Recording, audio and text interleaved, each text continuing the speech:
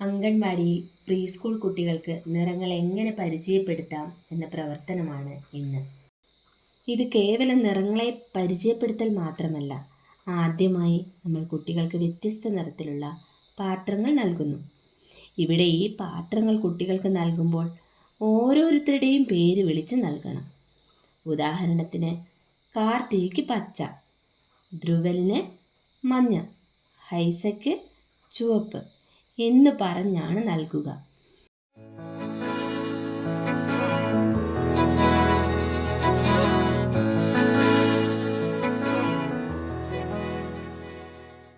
ഇവിടെ 2 പ്രക്രിയകളാണ് നടക്കുന്നത്. പേര് വിളിച്ചു പറയുന്നതിലൂടെ കുട്ടിയെ നമ്മൾ ഒരു വ്യക്തിയായി അംഗീകരിക്കുകയും മറ്റുള്ളവർക്ക് ആ പേര് സുപരിചിതമാവുകയുമാണ് ചെയ്യുന്നത്. 2, സ്വന്തമായി കിട്ടിയ നിറവും മറ്റുള്ളവർക്ക് കിട്ടിയ നിറവുമായി താരതമ്യം ചെയ്യുകയും തനിക്ക് കിട്ടിയ നിറം ഏതെന്ന് അറിയുകയും ചെയ്യുന്നു. പിന്നീട് വ്യത്യസ്ത തരം നിറത്തിലുള്ള കല്ലുകൾ എടുക്കുന്നു. ഈ കല്ലുകൾ ഇടകലർത്തുമ്പോൾ ഉണ്ടാകുന്ന ശബ്ദം കേൾക്കാൻ കുട്ടികൾക്ക് അവസരം നൽകുന്നു. കുട്ടികളുടെ ശ്രദ്ധയും താല്പര്യവും ചെയ്യുന്ന പ്രവർത്തനങ്ങളിലേക്ക് ആകർഷിക്കാൻ വ്യത്യസ്തമായ ശബ്ദങ്ങൾ വളരെ നല്ലതാണ്. ഇനി നമുക്ക് ഈ കല്ലുകൾ മേശയിൽ വിതറിക്കൊടുക്കാം. ഈ പ്രവർത്തനം തറയിൽ ചെയ്യുന്നതാണ് നല്ലത്.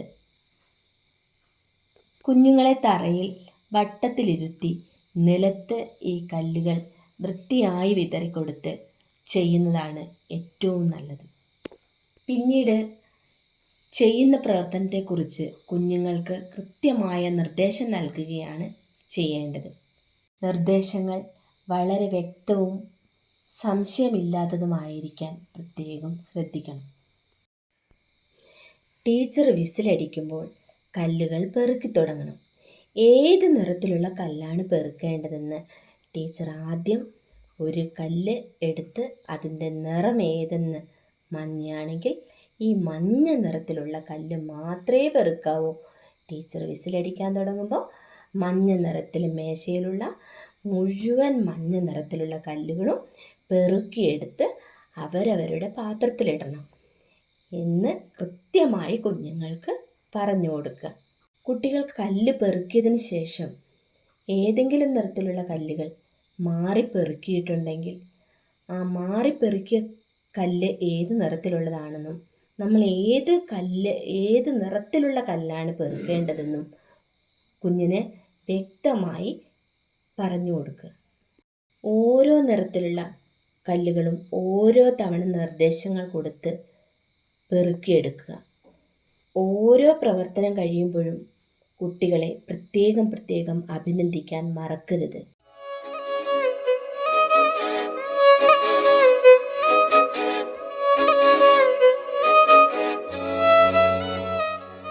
അതിനുശേഷം ഇവർ പെറുക്കിയ കല്ലുകൾ ഓരോ നിറവും വേറെ വേറെ കൂട്ടങ്ങളാക്കി വയ്ക്കുക.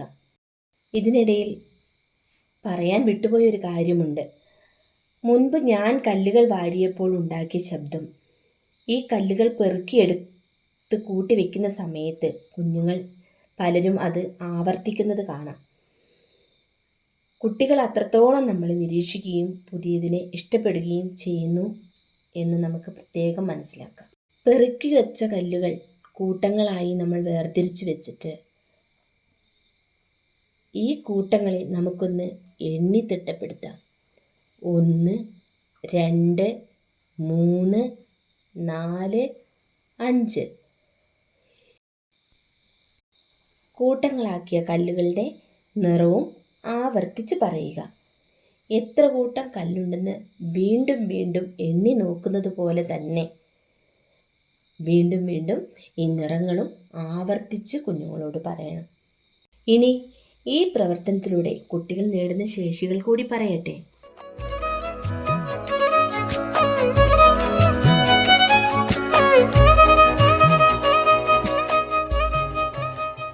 വ്യത്യസ്ത നിറങ്ങൾ പരിചയപ്പെടുന്നു. നിറങ്ങളെ വേർതിരിച്ച് പെറുക്കുന്നതിലൂടെ അവരുടെ വൈജ്ഞാനിക ബുദ്ധിയും കൂടുന്നു. നിർദ്ദേശങ്ങൾ പാലിക്കേണ്ടത് എങ്ങനെയെന്ന് അവർ വളരെ വ്യക്തമായി മനസ്സിലാക്കുന്നു. 1 മുതൽ 5 വരെയുള്ള എണ്ണം മനസ്സിലാക്കുന്നു.